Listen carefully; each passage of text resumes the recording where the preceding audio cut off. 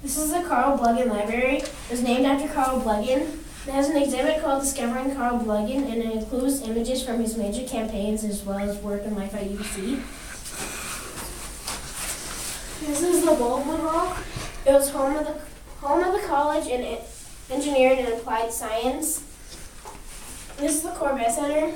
It was the centerpiece of the CCM Village, featuring a fully equipped theater and a new theater production room.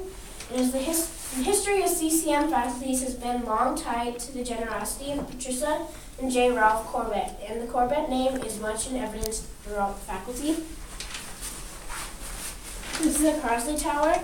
It was built in 1969, and the plans based on the critical need to provide additional space to house the activities, both undergraduate and graduate of the chemistry department.